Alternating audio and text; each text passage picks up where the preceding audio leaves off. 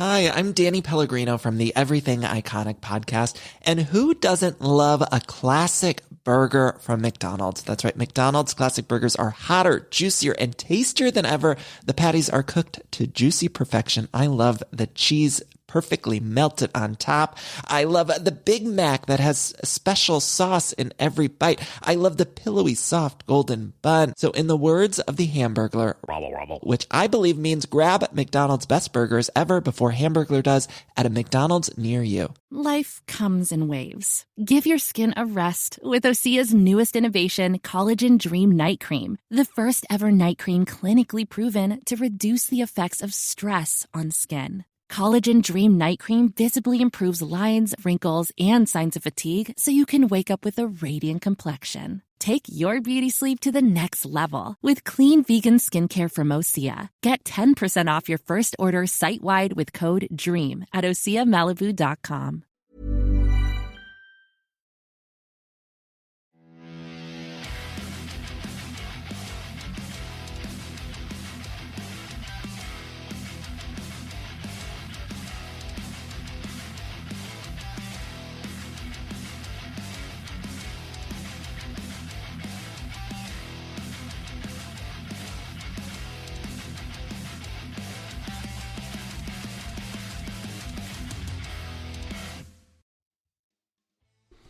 Welcome guys to this week's episode of Heavy Metal Tones with me, your podcast host Tony Evans.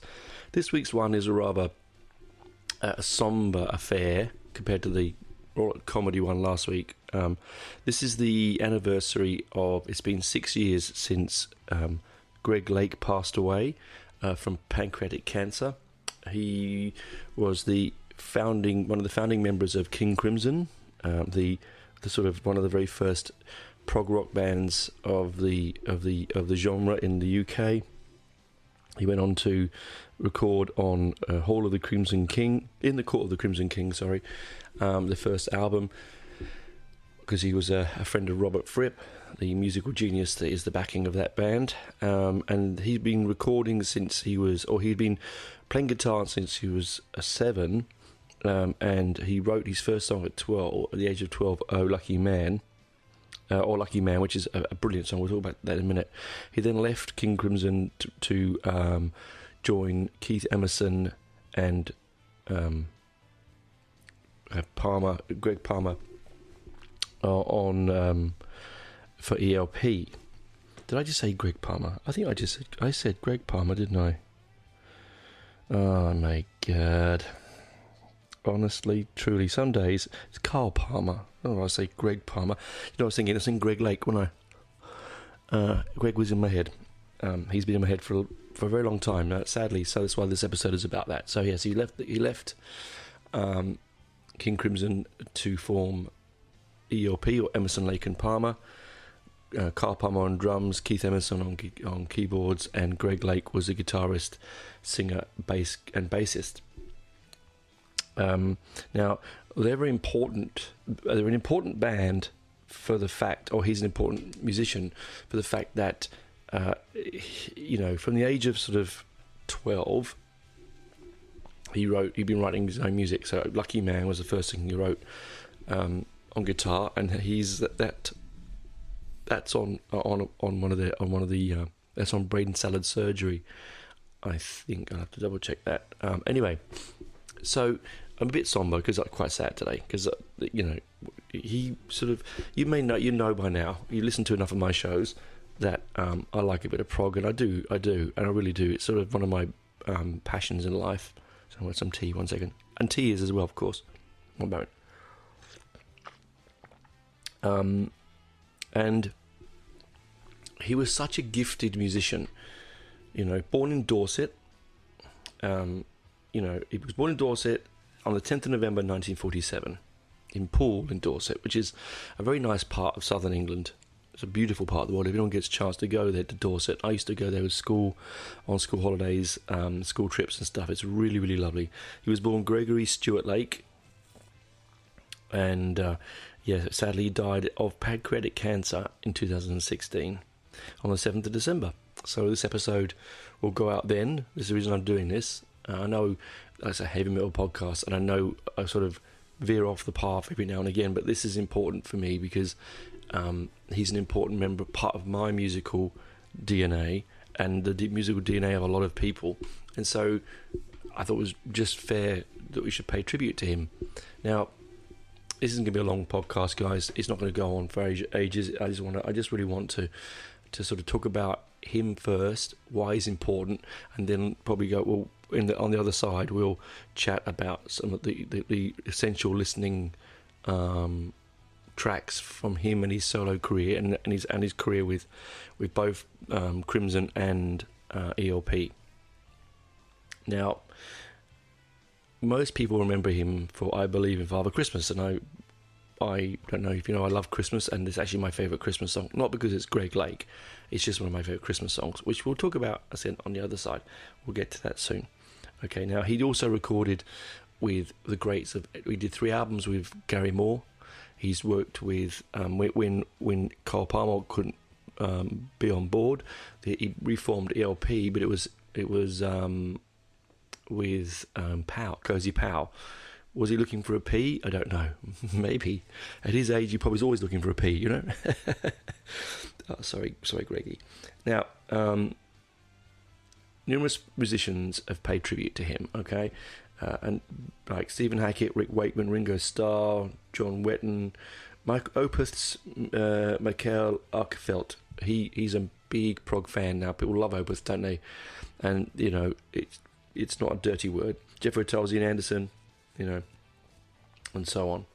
He was survived by his wife Regina and his daughter Natasha. Married for a long time, and it's a lovely thing to hear that in the music industry, right? So he started out his very first single was in 1967 with a band called The Shame. Don't Go Away, Little Girl, Dreams Don't Bother Me. I mean, he would have started off like a lot of people did back then at the arse end of the Flower Power era, when it was all sort of 7-inch singles sold more than records, albums, and so you basically just made singles. And then he was in 1968 with a band called The Shy Limbs and a single called Love. The B-side called Reputation, and then he then joined the eponymous and wonderful King Crimson. So we'll get back to that stuff in a minute. So he's obviously he was, I should say, let's not say he is, although he is in my head still and is, you know, people, even though they've passed on, they're still there for you, so therefore meaning they're still and is. You don't want to sort of say there were was. Anyway, he is and or was one of those sort of you get them in all forms of, in all genres of music, heavy metal, heavy rock, punk, blues, jazz, prog, rock and roll, pop, hip hop. You get them everywhere. Those musicians that just seem to, you know, they bleed the music. It's in their very DNA. You know, where it's how I'd like to think that I am. It's how I like to think my friends are. I know my good friends John and Parksy and Matt and all those people, Benji. It's really important to them. It's something that defines them as human beings, and it's something that defines them as their our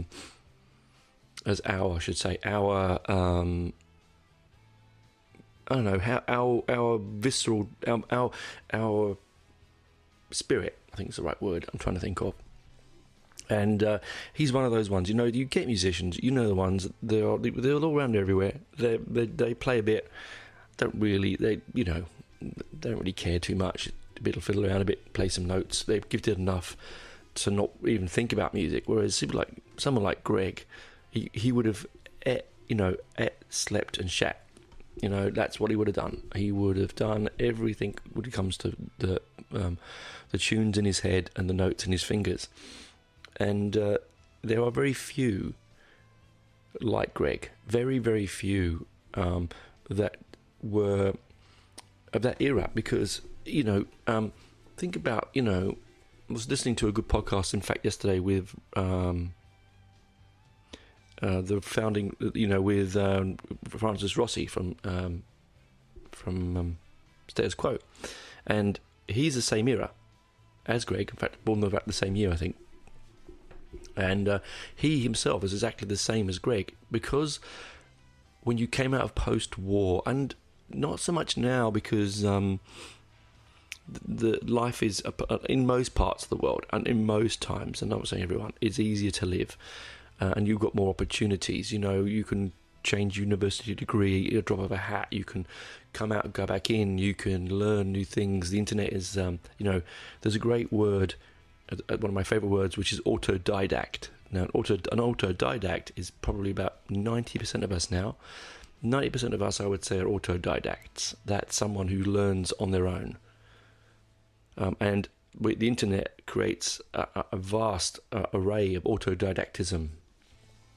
And I think back then, when like Rossi and Lake and Ozzy and Lemmy and all the names you can chuck out at us from that era of that time, there was only really, unless you were very wealthy and had a really good, thorough upbringing, the only way out was either acting or music, and acting was harder.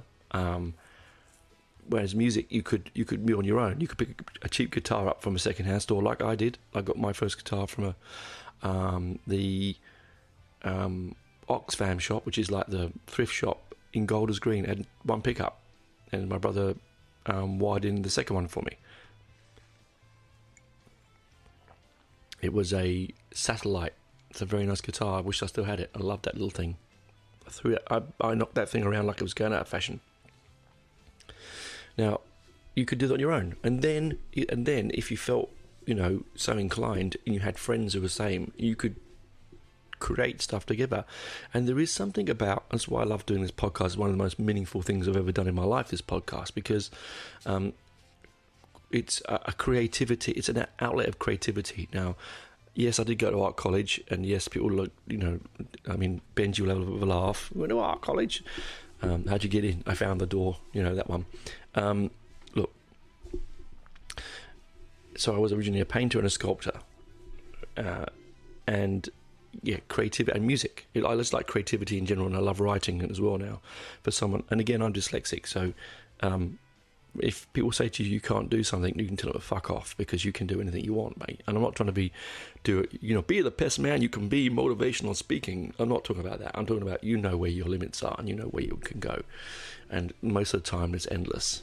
So, back what I was going to say. So, you can pick it up and you can make mates. You create friends, and you create music, and you might just be a cover. You might just be a covers band, and that's a beautiful thing. But you also might be like Greg, and you might want to just write beautiful music that's in your soul. And Lucky Man, and we'll talk about in the second half of his songs. But he's such a gifted man. Now, he then came across. He jumped from the singles pop world at the end of the hippie movement into a complex jazz fusion, progressive rock mixed with classical music. Now, to some people out there listening to this podcast, they might roll their eyes and go, I'm not doing that, I can't do it. And I don't blame you. It's not for everyone. If you just want, it's equivalent to like having I don't know how to say this, but it's like meaningful sex and a quick screwy in a toilet in a club, right? There's the different things. If you want gratification quickly, well, then you've got it. But if you want, a more interesting and enjoyable experience that you're going to remember forever, you might have to work at it. And that sort of, I don't know if that analogy worked, but I don't know where. Yeah, possibly it didn't work. But anyway, you know what I mean. You know what I mean, geezers, right? You know what I mean, right? I say geezers. Look at that. I was watching an England game this morning and got all English like geezer. You know what I mean? Anyway, it is what it is. So you have to work on it, some of that stuff. And when you do work on it, the stuff that comes through, it's like looking at a great painting. You can walk in a gallery, and I've done this with many friends of mine. You walk through a gallery, and you'll a cursory glance at something just because you're walking past, and you'll get that, oh yeah, that's a picture of a tree, or oh yeah, that's a painting of a house. But then if you sit down in front of it, you get much more out of it. Same as savouring a very good glass of whiskey. You don't just mix a 30-year-old single malt into a Coke unless you're mad, and down it, neck it like it's like it's milk. You sit with it, you open it up, you let it stay with you for a while, and you enjoy the experience. And this is exactly the same with what I feel was what Greg was starting to do with the music he was producing with Crimson and ELP. Now, if you listen to my prog episode way back when I first started, you'll notice that, as I mentioned, prog is something, it was a sort of reaction, like punk was a reaction, like heavy metal was a reaction. It's a reaction to the moment around you. And musicians who were very gifted musicians were feeling that they were lost to the world of pop music because they didn't want to make 3-minute pop songs. They had far more superior quality in them. I don't know if that's the right word, or right sentiment, but that's what they would have thought. They felt a bit lost. I wanted to make more classically driven jazz, fusion, blues stuff. So Greg's there, and he's extremely gifted. I mean, he plays the bass. He's got a beautiful voice. I think one of the things about Greg Lake that draws me back to him all the time, his boundless imagination and wondrous thrill at wanting to do something all the time different. But also his beautiful voice. He's got one of the greatest voices in rock, and I hate the word rock. In rock, baby. No, not, you know what I mean. In modern music, I think, in post-war. This say post-war popular music. I think that's probably the better genre to fit that into. So he joins ELP. He meets these three nutters, right? And to be fair, he's gone from King Crimson,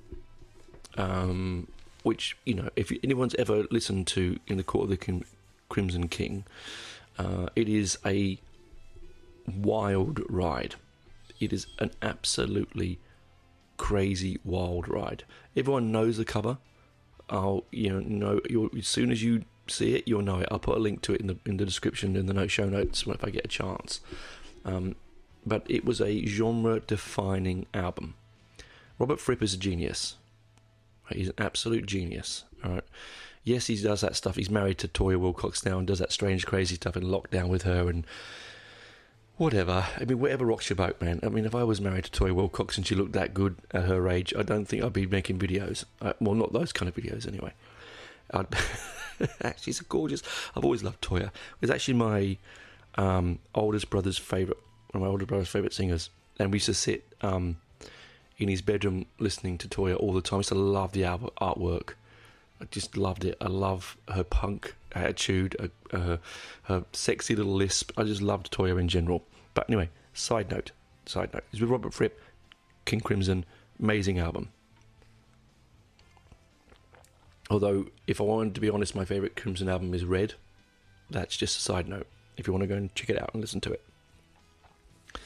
It's the hardest one that they made. So off he comes, and he joins this crazy bunch of guys. He makes it's a trio. Now trios are musically, they're actually some of my favourite bands are trios. Okay, ELP,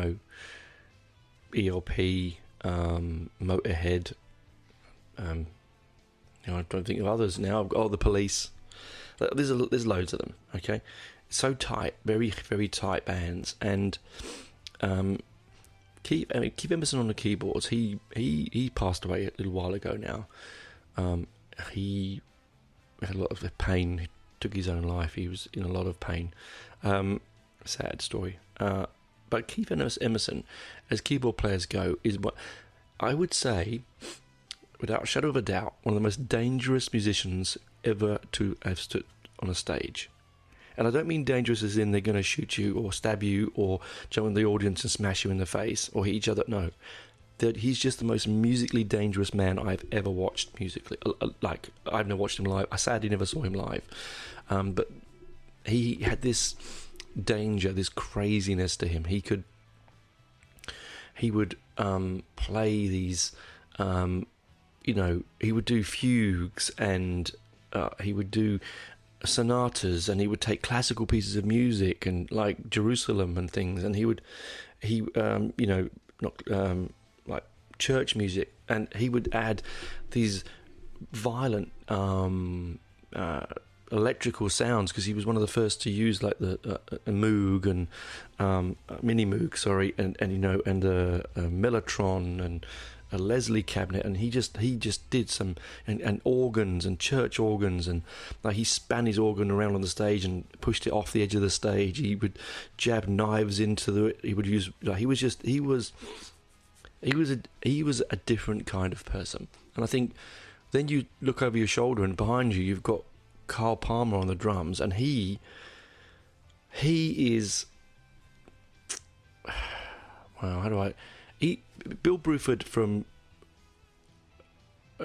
Yes was like, and Crimson, probably the greatest drummer of the 20th century, and you then look over your shoulder and you've got Palmer just like him. He's playing he's like Neil Peart. Sorry, Neil Peart's close to him. Big splashy, open-shouldered drummer, big sound. He's got timpanis, he's got gongs, he's got rotating drum kits. I highly recommend you going and looking at Fanfare for the Common Man, Montreal 1977. It's on YouTube, and watch him play. It will blow your mind. And then of course, then to the left, center stage, you've got Greg. There he is playing his bass or his guitar, and he's fitting into this fusion madness, this wildness. But he also brings a sense of calm. You'll have Toccata, and it will be madness, like just musical mayhem that you think I can't cope with it, and it will stop, and suddenly you'll get a lovely song about his father, or and you'll get a lovely sort of pastoral classical piece of music, and then it'll go crazy volcano again, and then it will be, it's just madness. And Greg really, for me, was the calming factor in that fiery sea that was ELP. He really did tone down the madness that could possibly be ELP. All right, but 1 second. I fixed this computer so it would not go into safe mode, and it just keeps doing it. There we go. Want some tea. So that's it really. That's it. He was the calming factor in that sea of madness. They were the biggest band in the world at one time. They would have huge tours. They were enormous. And this is a band wasn't playing 3-minute rock and roll songs. This is a band that was playing 11-minute, fugal, Beethoven-inspired, Bach-inspired, classical music with jazz and blues and rock and roll and crazy guitars and weird, wah-wah and bass wah and Leslie cabinets and whirring all over the place, and Carl Palmer, using, which is crazy. And I bloody love it because it's crazy, and that's what I love about it. Anyway, that's the brief history of why I love Greg.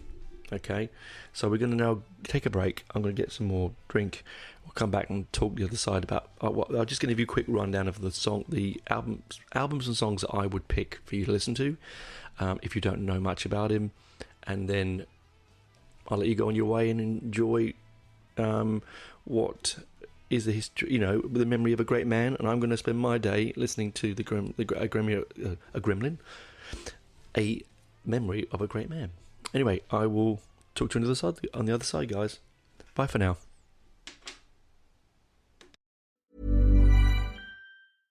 Hi, I'm Danny Pellegrino from the Everything Iconic podcast. And who doesn't love a classic burger from McDonald's? That's right. McDonald's classic burgers are hotter, juicier, and tastier than ever. The patties are cooked to juicy perfection. I love the cheese perfectly melted on top. I love the Big Mac that has special sauce in every bite. I love the pillowy, soft, golden bun. So in the words of the Hamburglar, which I believe means grab McDonald's best burgers ever before Hamburglar does at a McDonald's near you.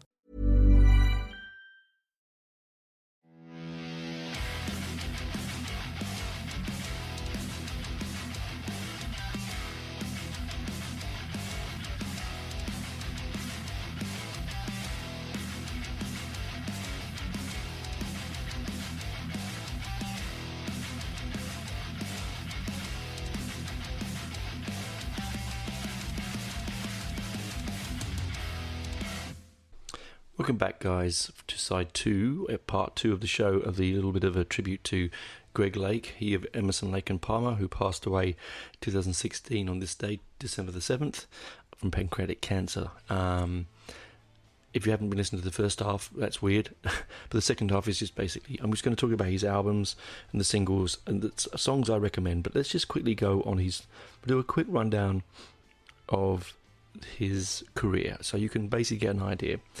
So, In the Court of the Crimson King, wow, I said it correctly without stuttering. That was with King Crimson. So, from 69, you get Epitaph by. He was also on Epitaph in King Crimson as well, but it's a live album, so we don't want to talk about that one. Let's get Emerson Lake. So, 1970, the first album, Emerson, Lake and Palmer. Then you have one of my favourite albums, which is Tarkus, which is one of the craziest covers of all time. Check it out. An armadillo on a tank, or an armadillo tank, I should say. You then have, I'm not going to do live albums because there's lots of them. You have Trilogy, a studio album. The classic Brain Salad Surgery with the Geiger alien artwork on the front with the trifold art opens up on the vinyl, which is a beautiful, beautiful album. Welcome back. And then you've got Works Volume 1 and Volume 2. One of the worst albums of all time, unfortunately, made by this band, Love Beach. One of the worst covers of all time.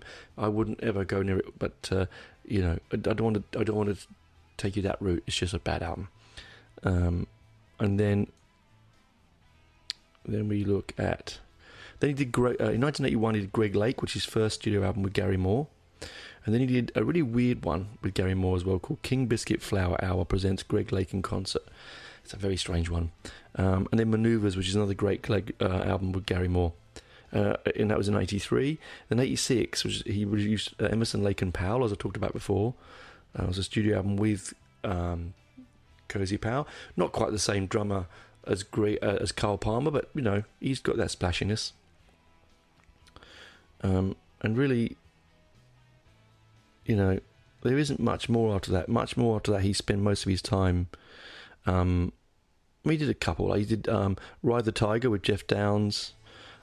He did Black Moon, back with Palmer again. They reformed in 92. Emerson, Lake and Palmer make Black Moon. That's not an album I know that well, I have to tell you.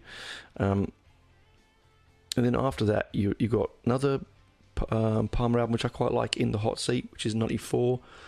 Very modern sounding. It's a bit like the later Rush albums. And that's, and then you go. He did a lot of live albums. I'm trying not to bring up the live albums because he's done a lot of them. Okay. Anyway, that's the albums. But what albums would I pick? Well, I think if you wanted to start somewhere and go, well, okay, I want to hear. Let's go and listen to the history of the man. I'd do Oh Lucky Man Oh Lucky Man. That's a movie. I keep forgetting that's a really brilliant movie. No, that Lucky Man is the one you want to look for. Is the first song.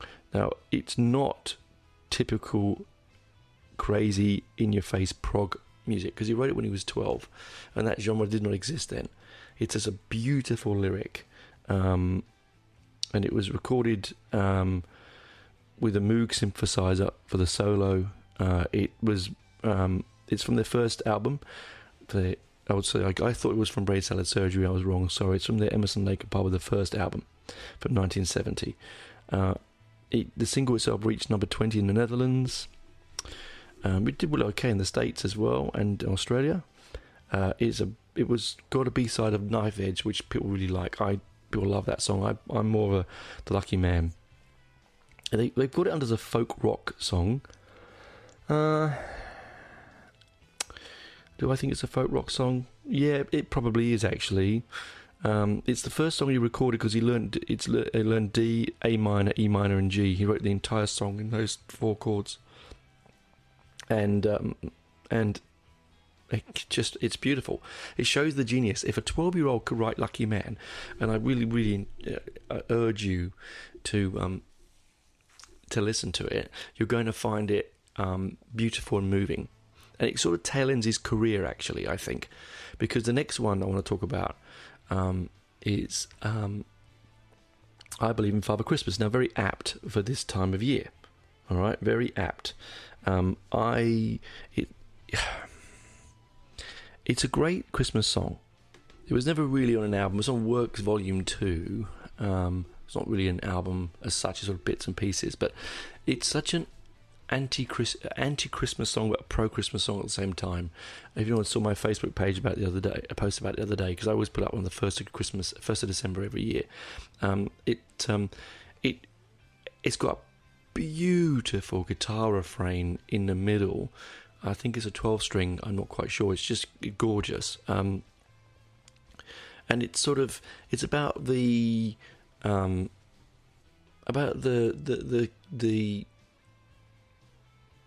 what's the word? It's about the contradictions of Christmas. The beauty of Christmas. I believe in Father Christmas and all that. I sat there with tinsel and fire and excited eyes and so on.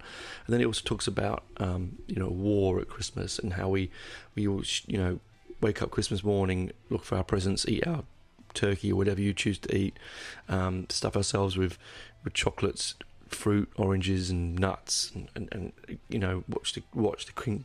Used to watch the Queen's speech, but at the same time on that same day, people were dying in war. It's a really, I hate the word hippie, but it's quite a hippie song. But at the same time, it's really dark and very beautiful, and it's how I feel about Christmas every year. Anyway, it's just wonderful. Now, it didn't do well in the charts. It does. I find it ironic now. I work in a mall, in a store, and I can hear the Christmas music playing in the background. And you watch people walking through the mall, and they're listening to I Believe in Father Christmas. They have no idea what it's actually about. It's not the facile inanities of Mariah Carey, or even the joyful fun of Slade's. It's not like that. It's a darker song. So Greg Lake in that respect. Now we move on to one of my favourite albums of all time, which is Brain Salad Surgery. As I said before, it's got that crazy Geiger artwork that my brother had when I was a kid, and I remember feeling in awe of it. Opening, it's got a trifold cover, so you open the little doors and see more of the Geiger artwork. Those who don't know who Geiger is, he actually did all the artwork, all the alien designing for Alien. He also helped make the set. Now, side note on that, my older brother helped paint the sets at Pinewood Studios when he was 18. It was like a summer job. It was just to come and paint, and he worked, and he helped paint the space jockey you see in Alien. And now it's one of those weird little things that I'm very proud of, because why wouldn't you be? I mean, I'm sure he is. Bing. Anyway. So, it was released on the 19th of November 1973, so I was only a few months old, on Manticore Records, and distributed by Atlantic Records. It was released in June and September. It was recorded in June and September the same year, so recorded the same year, released the same year. Again, things like that don't happen anymore, do they? It's 45 minutes and 2 seconds long. It's produced by Greg. So he also produced the album. So very clever man, and it's got. I'm going to go straight to the track listing so I can tell you what I want, because I'm not. These aren't a full review of each album. It's just highlights. Okay, the highlight is the opening track for me. 2 minutes and 44 is Jerusalem, with lyrics by William Blake. Now, Jerusalem is a Anglican British. It's a Church of England. It's a song. It's a church song. You know, it's a hymn. I actually really love British Church of England hymns. I really do. I'm not Christian. I don't go to church. I just think that there's something like Bread of Heaven and Jerusalem. You know, that great line, and did those feet in England in ancient times walk upon England's mountains green. I mean, Bruce Dickinson's done a great version of it. Go and search that one out as well. That's you know, brilliant. On My Chemical Wedding. Now, it's only a short piece of music, but it is followed by Toccata, which is an adaptation of Giannestra's first piano concerto in fourth movement. So, you know what I'm saying? This is really intelligent stuff. How they filled arenas is beyond me, because they were taking people's perceptions and changing it. These weren't all... People going to these arena concerts weren't all math students, okay? They weren't all philosophy students. They were Monty Python fans. They were genuine people off the street who liked this music, which was crazy. But follow that quickly by Still You Turn Me On. I love that song. I think off this album, if I was going to pick 2 tracks of the first side, it would be Still You Turn Me On and Jerusalem. And then you've got, I mean, man, you have to listen to Carnival 9. First part impression, first 2 is in 3 movements. First impression, second impression, third impression, and it is just crazy, batshit crazy. If you're going to be stoned, ever going to take something that's going to alter your perception, and whatever you do, fine by me. Just don't put it in your veins, whatever. This stuff is brilliant for that. It really is amazing for that. Okay,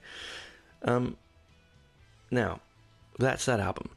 There's a lot more on it. There's not many tracks on it. It's a typical prog album, right? It's a short album with few tracks on it, but they're all long tracks. Okay, they're my picks from that album and my favourite album. If I was looking for albums, then to if I thought maybe that might be too scary for me, or someone might be too scary to jump in to such heaviness. Go and grab the 1970 that titled first album. All right, nice, very sort of sedate cover. It's like looks like a dove, a bird of, a peace dove on it. It was released on the 20th of November 1970, and it was recorded the same year again. It's in the hard rock, progressive and classical themes, 41 minutes long, on the Island label, produced again by Greg Lake. It got to number 4 in the UK charts, number 18 in the US charts. That's, again, crazy times we were living in. Stephen Wilson, Stephen Wilson, has done a special edition of it, or the 511 surround sound, and it's brilliant. I'm actually seeing Stephen when I'm back in the UK in February next year. I'm very privileged to be one of a couple of hundred people to be in. He's doing a recording chat, like a podcast chat, about the release of his new prog compilation album. So I'm really looking forward to that. That's at the that will be at the Rough Trade Records in Brick Lane in East London. That's where my family are from, that part of the world. So that's really cool. Now the songs on this album. If you're going to pick songs on this album, a tough one to pick. I'm going to say The Barbarian, which is basically an arrangement of Bela Bartok's 1911 piano piece, Allegro Barbaro. Again, very intellectual. Don't be scared by this. Open up your eyes, and you might find something that will really, really enjoy it. Bartok's widow contacted the band shortly after the album's release to request the credit be corrected because it was incorrectly written on the album cover. They wanted the name of the full piece on there. Take a Pebble was penned by Lake, with the primary selection being jazz keyboard arrangements by Emerson, and the middle selection being folk guitar work by Lake. Water-like percussion effects from Palmer plus bits of clapping and whistling were added. It's a beautiful album, very textured. It is what I would probably call proto prog. I think it's sort of like an entry-level version of anything that Crimson would do, or maybe even Van de Graaff Generator. It's sort of that sort of level of entry level. It's full of arpeggios. It's got a lot of 4/4 time polymetrical played parts in it. Polymetrically played repeated sequences in 4/4 time. That's what I wrote down. I'm trying to be muso-y, and it doesn't work, does it, guys? I mean, you know me. I mean the best. I want to say it, but it just wouldn't hit my. It was one of the first to use a Moog synthesizer or clavinet. And Lucky Man, which was written by him when he was 12, as I mentioned before. It also is on the reissue for Brain Salad Surgery. It was reissued in 2000. Doesn't really matter, to be fair. Knife Edge, which was the B-side to Lucky Man, is a Bach piece, inspired, a lot of his classical inspired piece of music. It's Keith Emerson. Keith Emerson's fingers are in that one. I think Greg himself just liked to play music, whereas Emerson was very tortured, very deep human being. And you've seen the interviews with him. As I said to you before, on the other side, he's probably the most violent and strange musicians, along with people like Frank Zappa. Although I find Zappa hard to dive into, as Emerson's work, particularly on the soundtracks he did with for horror movies with Dario Argento, are just beautiful. Does stuff with Goblin, just amazing. Goblin are a great Italian prog band. It's all instrumental, but it mainly soundtrack work with, and the soundtrack to, as I mentioned before, to Profondo Rosso, which is Deep Red, or Suspiria, is beautiful, absolutely beautiful.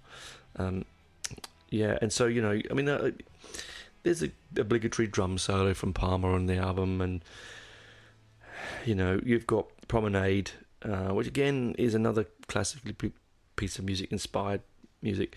So you can see where it's coming from. Now, let's go to Tarkus. As I told you, Tarkus is one of my favourite albums. Let's have a look. Released in 1971, actually. So their period of most, obviously, of their big sort of creative period is the early 70s. June the 14th, 1971. It was recorded in January and February of the same year. It's on Island Records and produced by Greg Lake. Well, tick every box there, isn't it? It went to number 1 in the UK albums chart. Peaked at number 9. Reached number 12 in Canada and on 2 occasions, totaling of 4 weeks. That's amazing. Now, the artwork. Now, it is a armadillo turned into a tank on the front. It's a crude painting. Was made by William Neal. And it's a gatefold cover. I've got the picture disc, the gatefold, single fold. I've got the Australian, the German print. I've all got the CD. You can't guess how you like this album, right? Okay. It's meant to represent Darwin's theory of evolution, with the tank being an armored vehicle and the armadillo being an armored creature. I think it's really a special. Again, it's on Manticore record on the label. It's yourself check that label out. Very crazy label.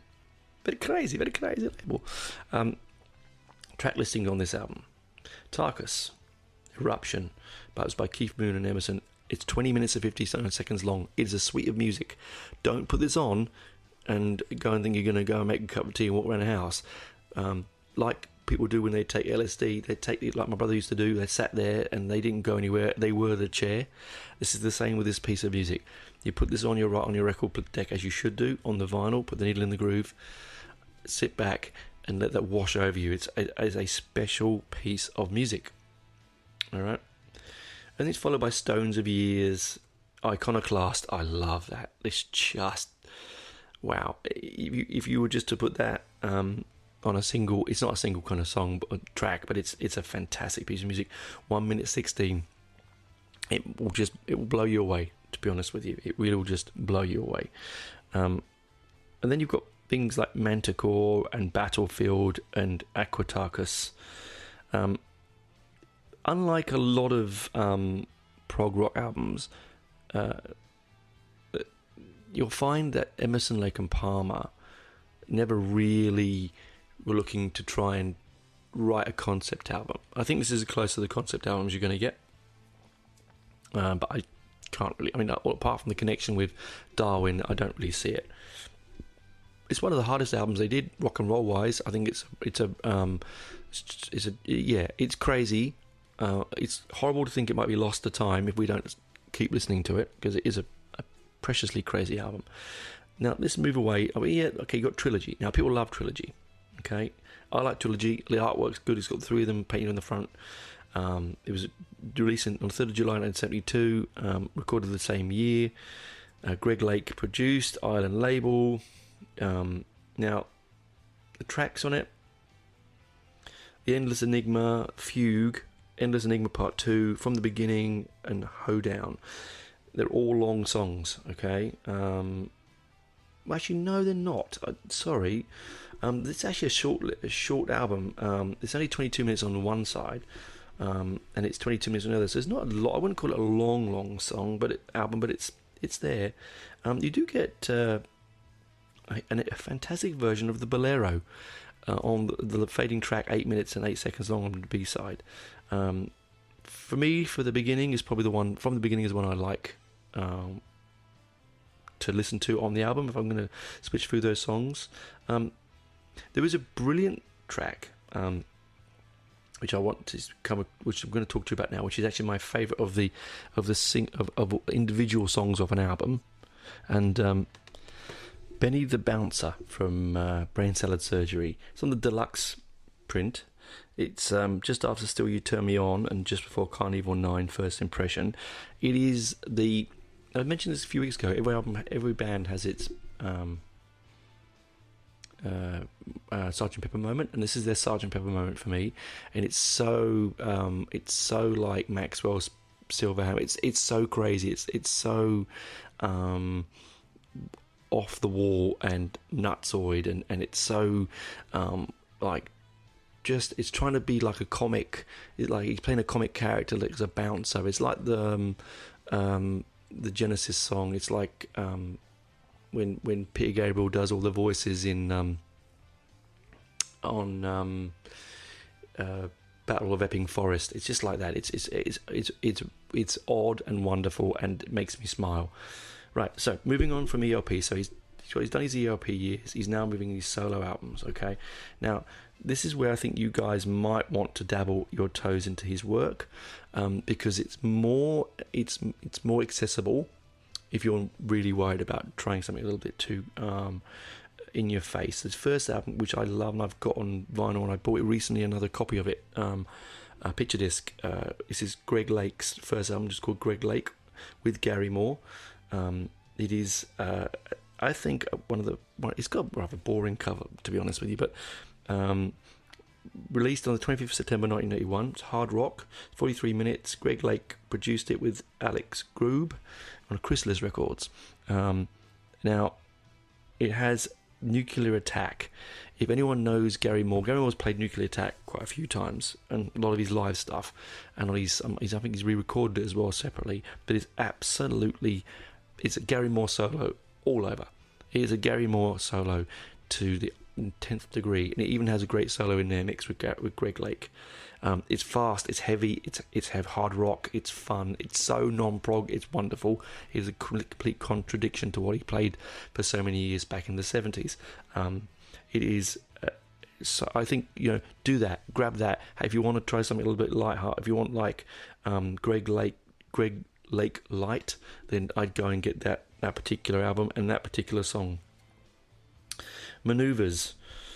Now, Maneuvers. Again, not an album that I really enjoy. It's, it got the bass player Tris Magette on it, who was he's been playing with him for a few years, and drummer Ted McKenna. He was from the sensational Alex Harvey Band, who I love, and Rory Gallagher, who's a brilliant guitarist. So you imagine all those people you can get to play with him. It's quite amazing, really. Again, rather an 80s album. July 83 it was released, 44 minutes long. Greg Lake produced Chrysalis album on the label.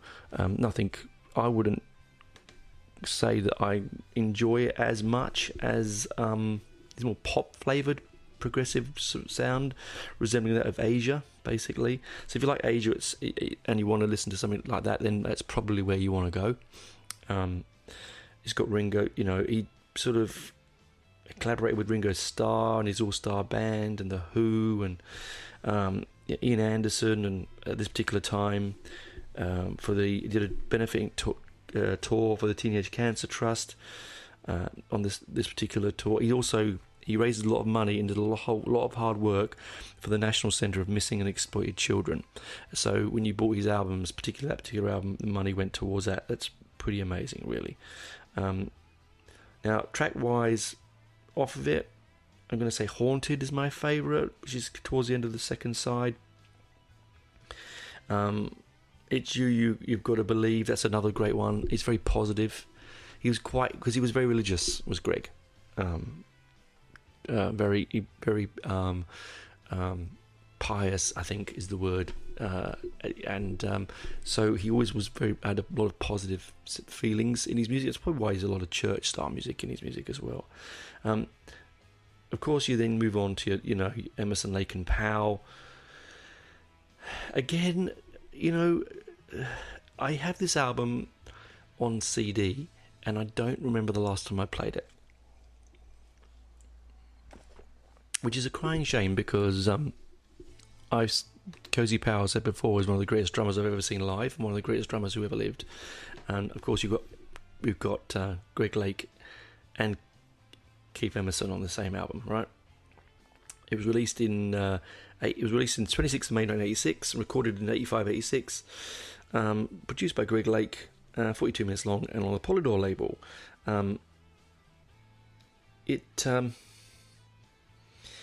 Yeah, you've got your typical ELP first side. It's 3 songs, 9 minutes 10, 3 minutes 52, and 7 minutes 02. The score, Learning to Fly, and A Miracle. And side 2, a mix and pieces. The highlight for me is the song written. It's basically a wonderful play on Mars, the Bringer of War, a Gustav Holst adaptation. Cozy Powell, Emerson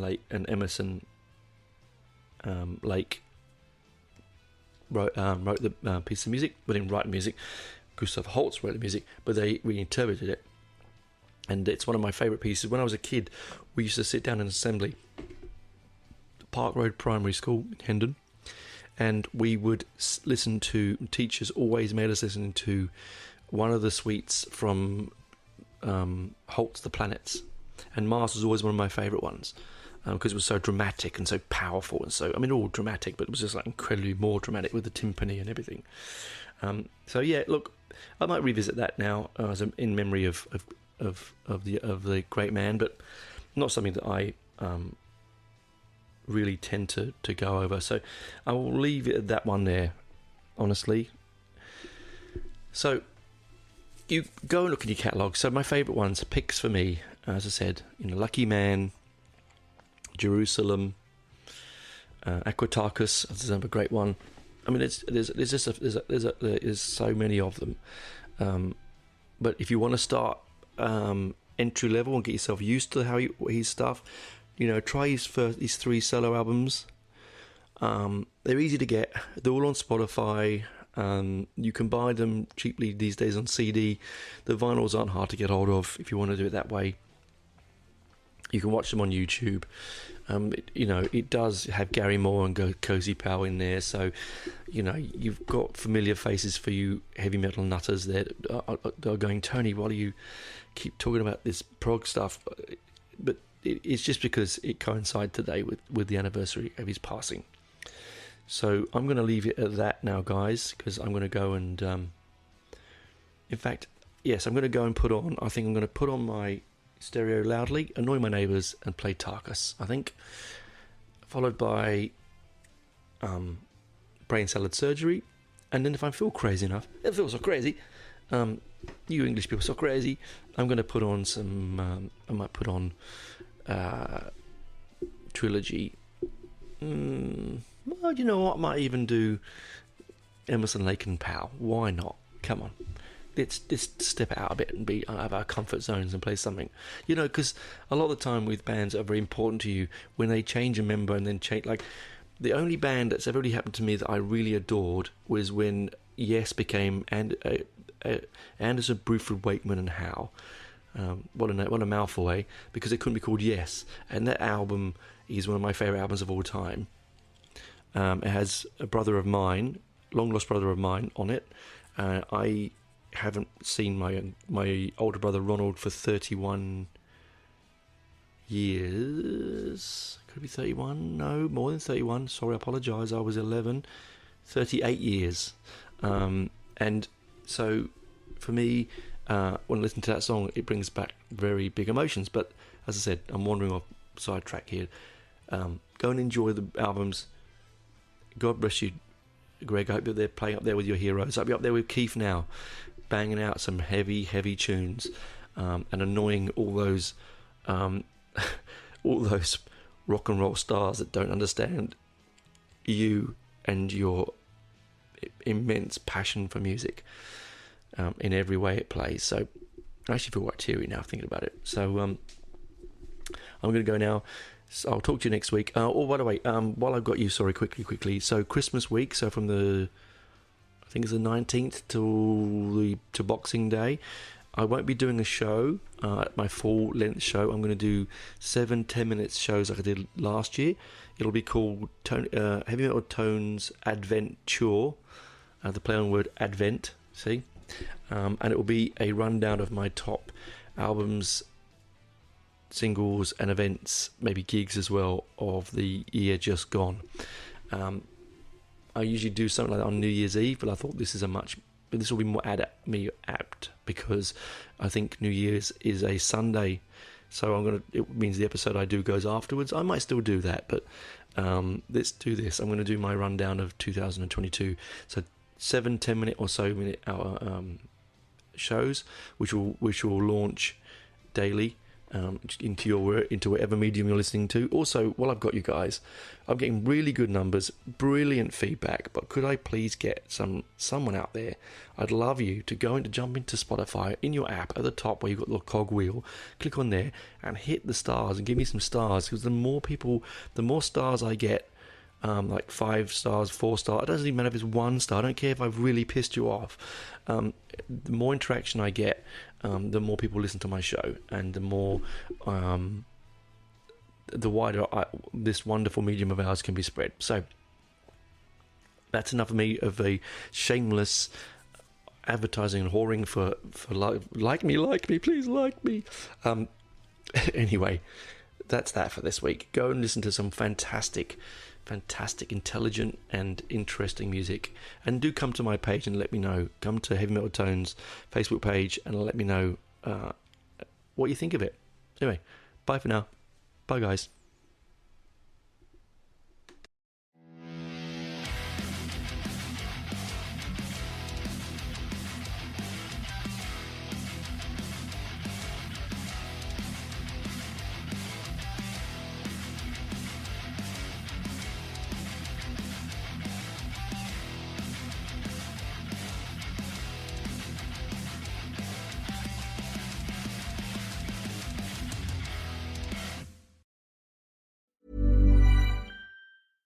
Hi, I'm Danny Pellegrino from the Everything Iconic podcast. And who doesn't love a classic burger from McDonald's? That's right. McDonald's classic burgers are hotter, juicier, and tastier than ever. The patties are cooked to juicy perfection. I love the cheese perfectly melted on top. I love the Big Mac that has a special sauce in every bite. I love the pillowy, soft, golden bun. So in the words of the Hamburglar, which I believe means grab McDonald's best burgers ever before Hamburglar does at a McDonald's near you. Acast powers the world's best podcasts. Here's a show that we recommend. This week, we analyze the remarkable marketing skills of Taylor Swift. She has regained ownership of her master recordings, convinced Apple and Spotify to pay artists in a more equitable way. She defied Hollywood. She markets her music in very surprising ways. and holds over 70 Guinness World Records. The marketing of Taylor Swift, this week on Under the Influence with Terry O'Reilly. Acast helps creators launch, grow, and monetize their podcasts everywhere. Acast.com.